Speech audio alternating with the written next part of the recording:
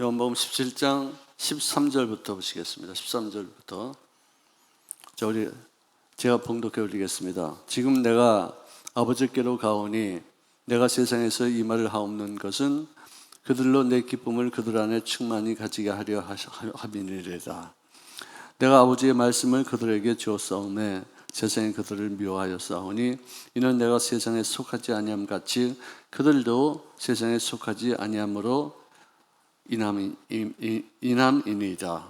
내가 비옵는 것은 그들을 세상에서 데려가시기를 위함이 아니요 다만 악에 빠지지 않게 보존하시기 위함이니이다.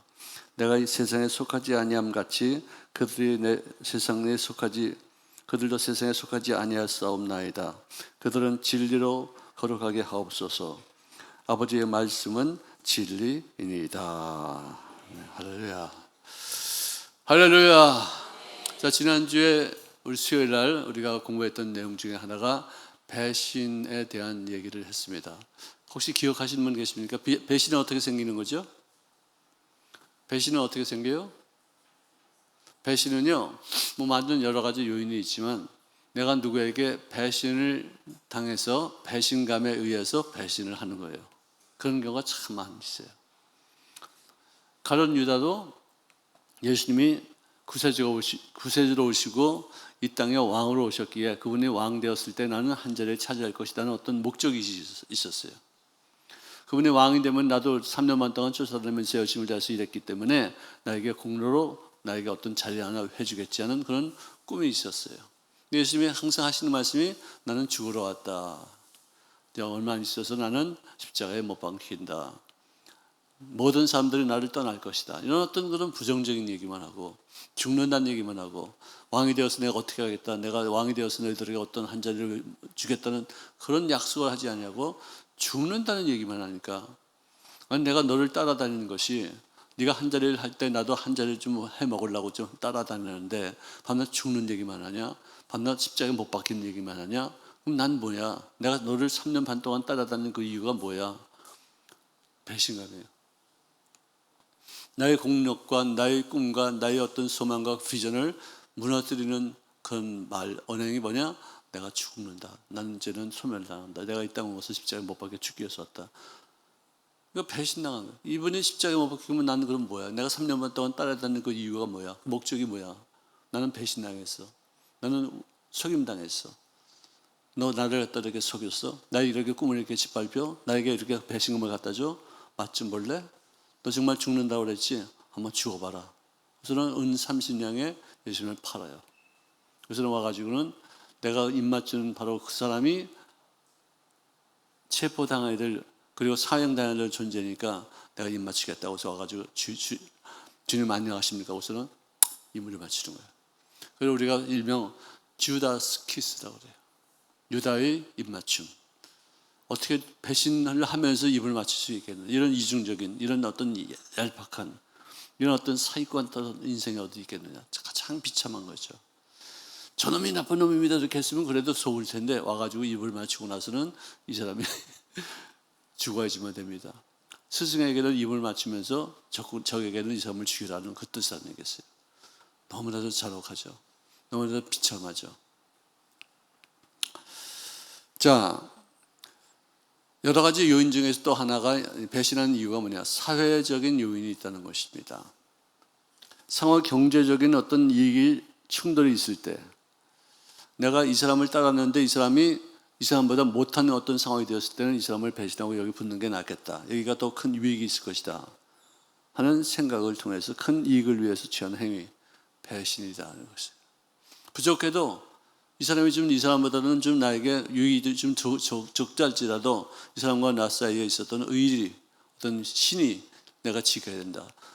경제적인 어떤 이익에 굴하지 않냐고 서로 신의를 통해서 서로 내가 사랑한 것만큼 내가 서로 믿었던 만큼 그동안에 서로 우리가 대화했던 것만큼을 우리가 존중히 여기다 했다. 거기서는 관계를 더 소중히 여기는 것이 이것이 정직하고 훌륭한 일이에요. 할렐루야.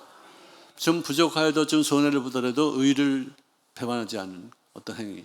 이것을 우리가 충이라고 그렇게 말합니다. 신의가 있다고 말합니다. 배신하지 않았다고 말합니다. 그러면 서로 더 점점 더 가까워지고 점점 더 돈독한 어떤 관계를 유지하게 되죠.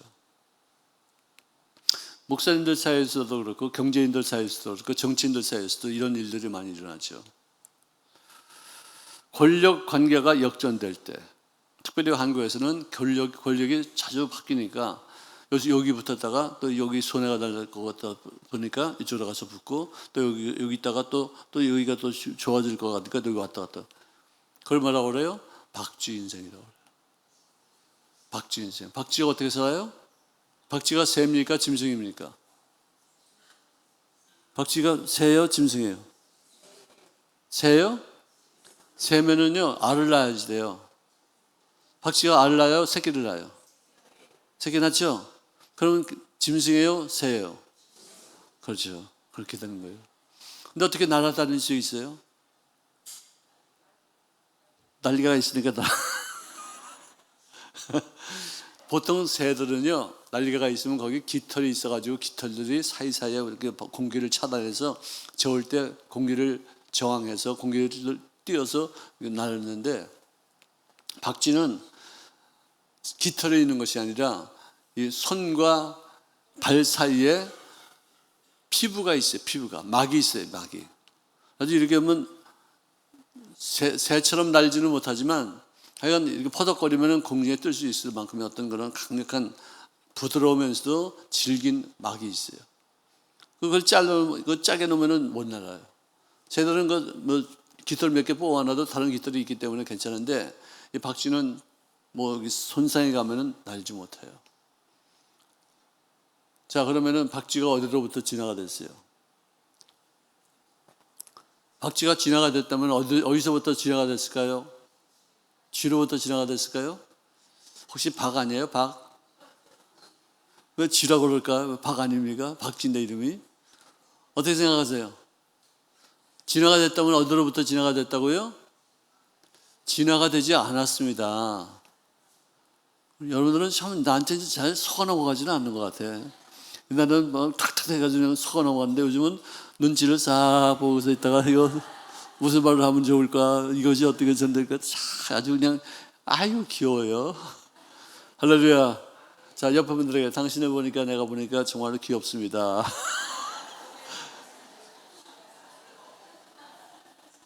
여러분들 옆에 있는 분들이 아름답게 보이고 사랑스럽게 보이고 귀엽게 보이면은요, 그건 은혜가 충만한 거예요.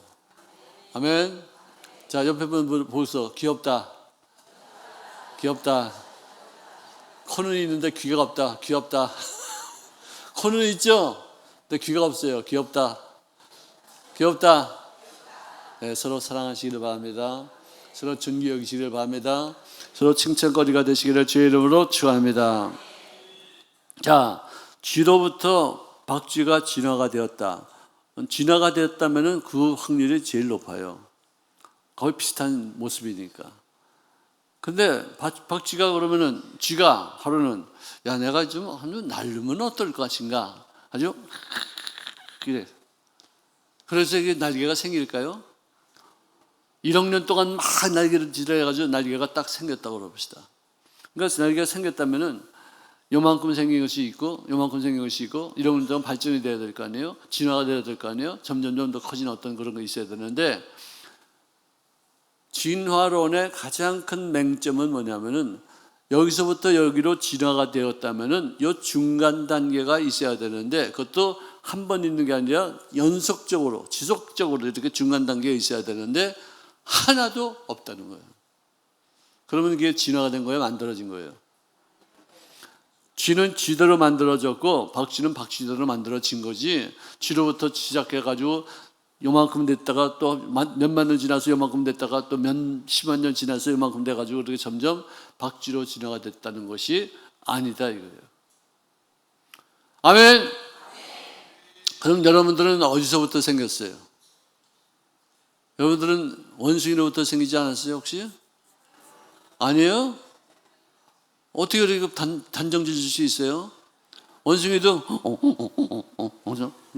손도 달라고 그러고 뭐 이러고서 뭐 싸우려고 들기도 하고 화도 내고 막 똑같아요. 우리가 하는 거 보니까. 그리고 머리도 있어요 원숭이는요.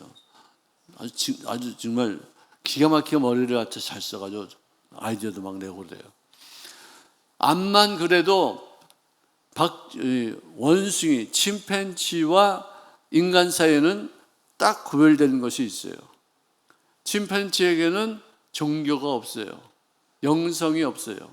하나님에 대한 인식과 생각조차도 할 수 없어요. 제사도 드리지 않아요.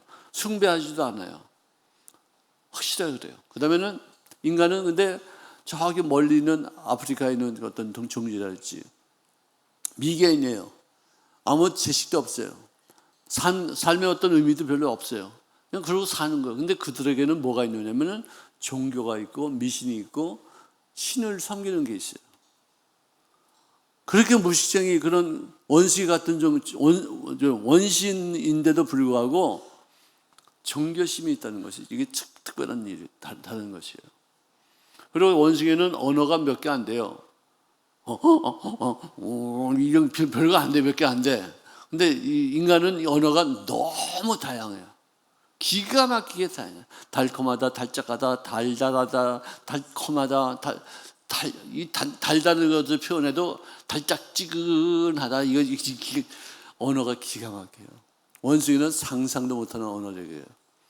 여러분들 따라합시다. 당신이 인간인 것은 하나님을 인식할 줄 알고 말도 잘하기 때문이다. 아멘. 여러분들 달짝한 거하고 달달한 거하고 어떻게 차이가 있어요? 얘기해 보세요. 한번 해보겠어요. 달짝하다, 달달하다. 어때요? 뭐가 달라요? 한번 해봐요, 빨리. 큰 소리로 마이크 대고서 해봐요.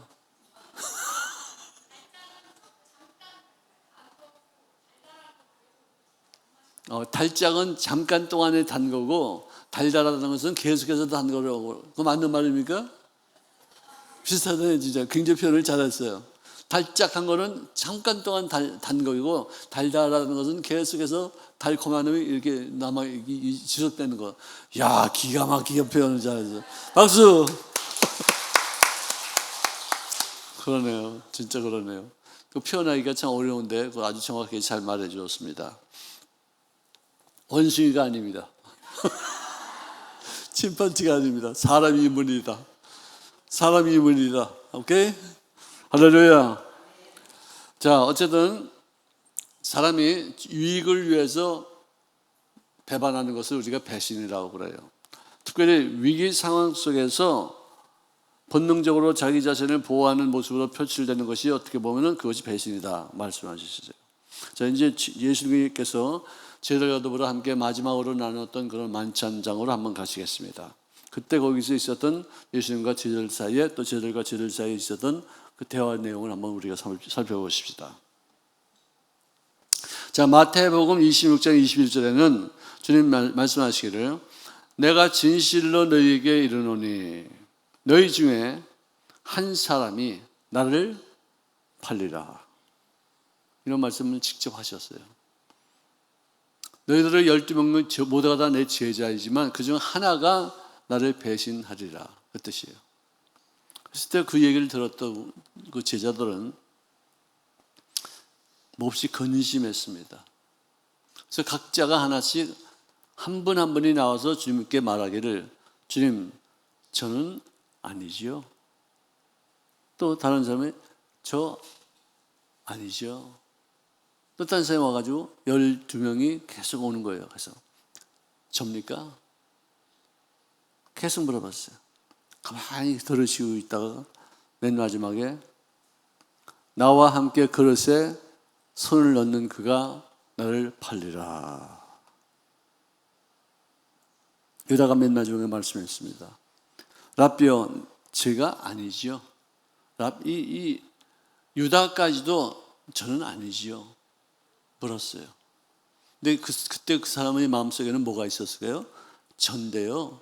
그래도 저가 아닌 줄 아시죠? 제가 그런 배신할 놈인지 모르시죠? 그런 뜻이죠. 다른 사람들은 전부 다 두려운 마음 가운데 내가 아니라는 것을 확신하면서 혹시 나를 오해할까 하는 어떤 마음으로 물어봤는데 가는 데만큼은 나인데도 여러분 모르시죠? 그런 뜻으로 물어본 거예요. 참 너무 정말 안타깝죠. 그래서 주님께서 직설적으로 말씀했어. 너다. 네가 나를 팔자야. 네가 스스로 말했지. 너야. 인자는 자기에 대하여 기록된 대로 가거니와 인자를 파는 그 사람에게는 화가 있으리로다. 할렐루야. 우리들은 모두가 다 정한 이치를 가져가야 돼 있어요. 어떨 때는 상처받고, 어떨 때는 아픔을 겪고, 어떨 때는 배신 나갈 때도 있어요. 모함 당할 때도 있어요. 누구에게 칭찬 들을 때도 있어요. 이거 다 하나님이 이미 정하신 것인데 그 정하신 것을 이루기까지 누가 그 일을 감당하기 위해서 선택되었느냐, 이것이 관건이에요. 나쁜 일에 쓰임받지 마시기를 바랍니다. 좋은 역할을 잘 감당하시기를 주의 이름으로 축원합니다. 아멘. 어떤 일에도 나쁜 일에는 내가 관여하지 않겠다는 그런 마음으로 살아야 돼요. 저도 목회하면서 여러 가지 역할을 많이 감당했는데 그때 누가 잘못한 것을 통해서 우리 조 목사님에게 엄청나게 큰 고통과 괴로움을 주었을 때 나에게 맡겨진 일이 있었어요. 근데 나는 그 일을 감당하지 않았어요. 왜? 다윗을 생각했었어요. 다윗이 훈련받는 것은 하나님의 정하신 뜻이에요. 근데 그 훈련을 누가 시켰어요? 예? 사울이 시켰어요. 사울이 10여 년 동안 그를 쫓아다니면서 그를 죽이려고 그러고 그를 갖다가 음해하려고 아주 별짓을 다 해서 그를 갖다가 죽이려고 이렇게 쫓아갔는데 그 사이에 다윗은 점점 하나님이 원하신 바의 모습으로 고난과 역경을 통해서 변화되고 성장하는 어떤 관계를 겪었어요. 하나님의 정하신 뜻이에요. 근데 그 일을 이루기 위해서 사울이 쓰임받았는데 여기를 정말로 나쁜 일에 역할을 감당하지 마시기를 주의 이름으로 축원합니다. 나는 나에 대해서 기록된 성경의 말씀대로 나는 정하신 그 뜻을 따라 가게 돼 있다. 근데 왜 나를 그런 일들을 하는데 네가 그 일에 쓰임받느냐 이거예요. 좋은 역할을 감당하시기를 다시 한번 말씀드립니다. 나쁜 역할은 거절할 줄 알아야 돼요. 다윗이 사울을 죽일 수 있는 기회도 있었어요. 제자들이 이제 부하들이 지금 때입니다. 지금 놓치면 또 고생합니다. 지금 죽이십시오. 지금 주어진 최고의 적절기가 되었습니다. 죽이십시오. 했을 때도 하는 말이 그도 하나님의 기름 부으신 자인데 그도 하나님께서 맡겨준 역할을 감당하고 있는 자인데 그를 죽이는 데 있어서 내가 쓰임받고 싶지 않다. 누군가가 어떻게든지 그를 사용하시사 사울을 죽이게 될 것이지 나는 그런 일에 쓰임받지 않겠다. 자기를 죽이는 사람을 제거하는 그 일에도 그 사람이 하나님 앞에 기름 부으심 받은 사람이기 때문에 그 일은 하나님이 알아서 해야지 나는 그런 일에 쓰임받고 싶지 않다. 정말 다윗은 굉장히 훌륭한 사람이었어요. 실수도 많고 좀 부족한 점도 많이 있었지만 그래도 하나님과의 어떤 관계에 있어서만큼은 철두철미하게 하나님의 뜻을 이루기 위해서 그런 쓰임받고자 했던 마음가짐을 갖고 있었어요. 할렐루야. 할렐루야. 자, 그러고 나서는 하신 말씀이 그 사람은 차라리 태어나지 아니하였더라면 저에게 좋을 수만했으다. 왜 너 태어났냐? 왜 태어나서 나를 만났지? 나는 십자가에서 못 박혀 죽기 위해서 이곳에 왔는데 너는 그 일을 감당하기 위해서 왜 그 일을 쓰임받게 됐냐? 왜 다른 일을 내가 쓰임받는 것도 좋겠지만 왜 나를 죽이는데 네가 쓰임받냐? 너는 태어나지 않으면 못하다. 태어나지 않았으면 지옥도 가지 않았을 텐데 너는 태어나서 이렇게 배신함으로 인해서 너는 지옥 가니까 태어나지 않은 것이 더 나을 뻔하지 않느냐? 참 안타깝다. 참 불안하구나. 여러분을 태어난 것을 자랑으로 여기시길 바랍니다. 태어나지 아니야만 못한 인생이 사람들 사이에 많이 있어요. 우리가 판단할 수는 없겠지만 느낌으로 내가 그런 때가 있는데 이 다음에 십자가 이 다음에 하늘에 올라가서 천국에 가서 이렇게 보면 그때서야 알겠죠. 우리가 쉽게 남들을 판단하지 마시기 바랍니다. 판단은 누가 하는 거예요? 하나님이 하시는 거예요. 이 사람이 좋다 나쁘다 아니에요. 내가 보기에 좋아도 하나님 보시기에 안 좋을 수 있어요. 내가 보기에 안 좋아도 하나님 보시기에 이 사람 좋은 수 있어요. 제가 말이죠. 부족한 저 같은 사람에게도 어떤 때는 은사가 와서 기도할 때 이 사람의 상황을 내가 다 알 때가 있다니까요. 어떤 때는 이 사람이 나쁜 사람이라는 것을 내가 느낄 때가 있어요. 어떤 분이 나한테 넥타이를 하나 선물했어요. 그러니까 내가 얼마나 고마워요. 진짜 넥타이 좀 아주 멋있는 거 하나 선물해서 생각날 때마다 그분에 대해서 좋게 생각하고 나에게 넥타이 신부지만 기억 안 나고요. 그래서 어떨 때 어떻게 딱 와가지고 기도를 했으니까 나한테 넥타이 줬으니까 내가 기분 좋을 거 아니에요. 그래서 축복을 마음껏 해야 되겠다고 해서 간절히 기도하는데 입이 딱 막혀가지고 기도가 안 나와요. 좋은 기도가 안 나와요.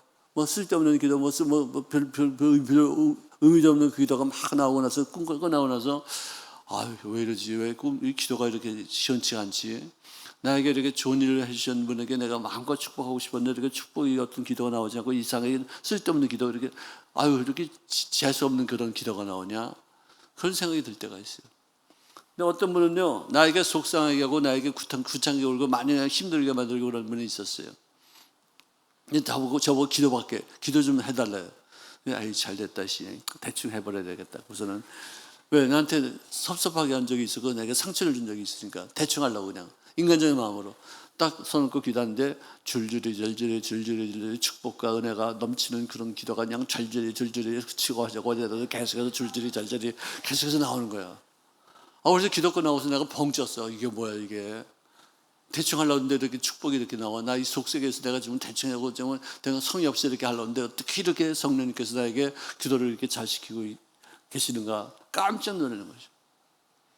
오늘 제가 기도할 때 어떤 분은 같이 그냥 막 내가 손을 꽂고 기도하는데 이런 자기 혼자서 방언으로 막 기도해요. 그럼 내가 에이씨 왜 내가 기도하는데 성령님께서 자기를 위해서 어떤 기도를 하는지를 잘 들어야 될 거 아니에요. 예언적인 능력이 나타날 거 아니에요. 기도를 해서 위로를 받을 수 있지 않을 거예요. 근데 내가 기도하는데 자기는 더 큰 소리를 막 기도하면은 내가 방해가 돼요. 그냥 무슨 기도를 어떻게 하는지도 모르겠어요. 그래서 빨리 꺼내버려 그런 거예요. 그렇게 하지 마시고요. 주의종을 통해서 저뿐만 아니라 교구장도 똑같습니다. 전도사님도 똑같습니다. 기도할 때는 성령님이 임재하시기 때문에 어떤 기도가 어떻게 나올지 아무도 몰라요. 상상치도 못한 기도가 나올 수 있고 내가 기대치 않았던 기도가 나올 수 있고 나는 의도적인 것이 아닌 어떤 나도 모르는 사이에 어떤 그런 입술로 고백을 통해서 이 사람을 위해서 기도할 때가 있어요. 들어야지 돼요. 다른 때는 혼자서 기도하실 때는 그렇게 마음대로 기도하시면 되어도 누가 나를 위해서 축복 기도할 때 그때는 잘 듣고 혹시라도 또 내가 잘못한 부분을 말씀하실 때는 그것을 내가 귀담아 듣고 내 생활 속에 고쳐야 되고 잘된 것 있으면 위로를 받으면 되는 것이에요. 아멘. 아멘. 아니 새벽 예배 때도 내가 기도해 주면 막 혼자 머리가 간절해 갑자기 그냥. 여러분들 누가 나를 위해서 기도할 때 무슨 기도를 어떻게 하는지 자세히 잘 들으시기를 주의 이름으로 축원합니다. 자, 또 요한복음 13장 21절에는 내가 진실로 너희에게 이르노니 너희 중 하나가 나를 팔리라 그런 말씀을 또 하셨어요. 그러니까 제자들이 전부 다 서로를 쳐다보면서 누구에게 대해서 할 수 있는 말씀인지 서로 의심하더라고 기록하고 있어요. 그랬을 때 베드로가 요한에게 말씀합니다. 왜 베드로가 요한에게 물으러 말씀하신 자가 누구인지를 좀 알아라. 네가 저 예수님하고 제일 가까이 있지 않느냐? 너는 사랑받는 제자 아니냐? 나는 말씀 넣어버리고 나는 예수님께 정말 누를 끼친 적도 있었는데 너는 그래도 잘못한 경우가 그렇게 많지 않지 않느냐? 한번 좀 여쭤볼 수 있겠느냐? 그러니까 그 말을 들었던 요한이 예수님께 말씀했어요. 주님, 누가 배신하는 자입니까? 라고 했을 때 내가 떡 한 조각을 적시다가 주는 바로 그 자가 나의 배신자이리라. 그래서는 가롯 시몬의 아들 유다에게 떡을 띄어서 그에게 주셨어요. 조각을 받은 후에 성경에 보니까 곧 사탄이 그의 속에 들어가니라. 예수님을 통해서 자기가 느끼는 배신감이 있었을 때는 그를 내가 팔아야 되겠다는 생각을 했어요. 예수님을 팔 때는 생각으로 한 것이 아니라 사탄이 직접 그의 속에 들어왔어요. 생각과 본체가 되는 그 생각의 본체가 되는 사탄이 마귀는 굉장히 차이가 있는 것이에요. 사탄은 물리칠 수 있어요. 근데 이 귀신도 물리칠 것, 잘못된 생각도 물리칠 수 있는데 사탄 그 자체가 들어오면은 점령당해요. 악한 일을 위해서 쓰임받는 어떤 도구가 되어줄 수밖에 없어요. 귀신도 쫓아버릴 수 있고 마귀도 쫓아버릴 수 있는데 이 사탄 그 본체가, 그러니까 보통 때는 귀신도 들어오고 마귀도 왔다 갔다 하지만 마귀의 가장 우두머리가 되는 사탄이 들어올 때는 삼일체 하나님 중에서 한 분이 되시는 예수님을 배신할 그 엄청난 그 일을 이룰 때 그때는 사탄이 직접 들어왔어요. 저는 이렇게 사람들 만나보면은 내 친구들 중에서도 그래요.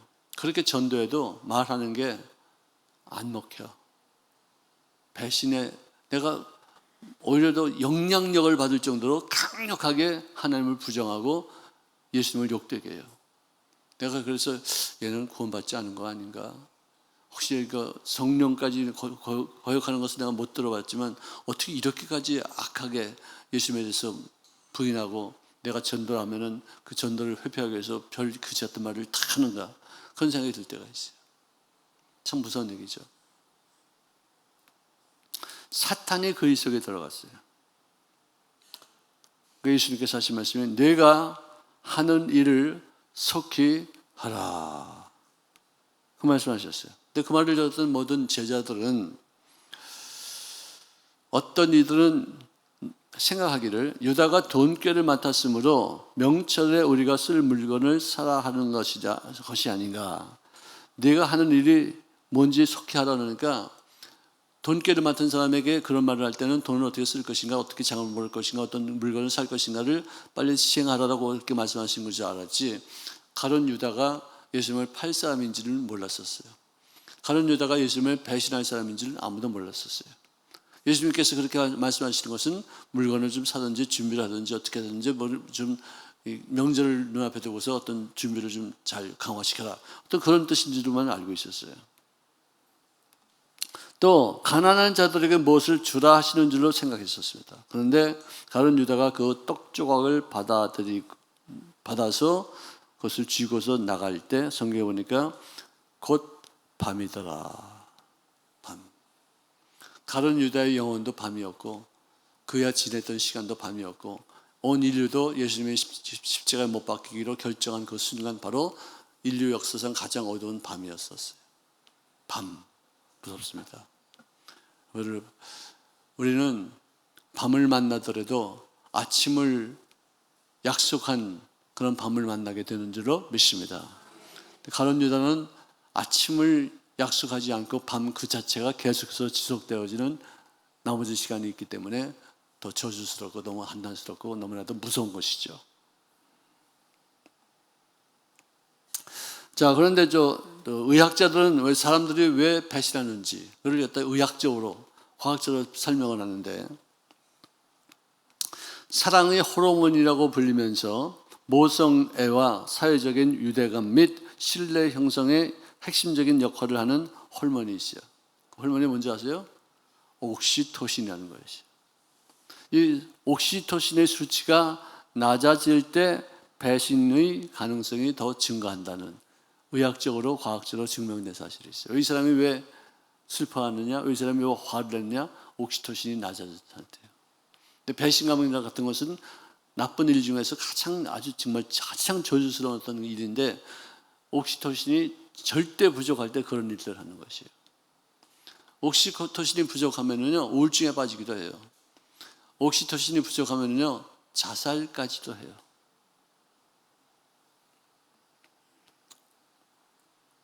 옥시토신의 수치를 인위적으로 주입해서 높여, 옥시토신 호르몬을 높이면 사람이 쾌활해져요.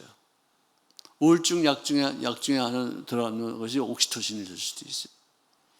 우울하고 슬퍼하고 남들 만나고 싶지 않아 하고 그냥 절망감에 빠져 있는 사람들에게 투약하는 약 중에 하나가 옥시토신인데, 자, 야고보서 1장 14절에 보니까 오직 각 사람이 시험을 받는 것은 자기 욕심에 끌려 미혹됨이니 욕심이 잉태한 즉 죄를 낳고 죄가 장성한 즉 사망을 낳으리라.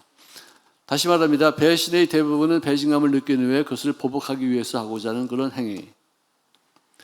자기 자신에 대한 기대치를 배신한 상대편을 배신하기도 하고, 또 나는 이런 사람이 될 줄 알았는데, 이런 정도의 어떤 삶을 살 줄 알았는데 그것을 하지 못할 때 자기 자신에게 배신감을 느껴서 자기를 용서하지 못해서 어떻게 돼요? 자살하는 사람이 있다는 것이. 자, 따라합시다. 항상 기뻐합시다. 쉬지 말고 기도합시다. 범사에 감사합시다. 이는 그리스도 예수 안에서 우리 각자를 향하신 하나님의 뜻인 줄로 믿습니다. 아멘, 아멘, 아멘.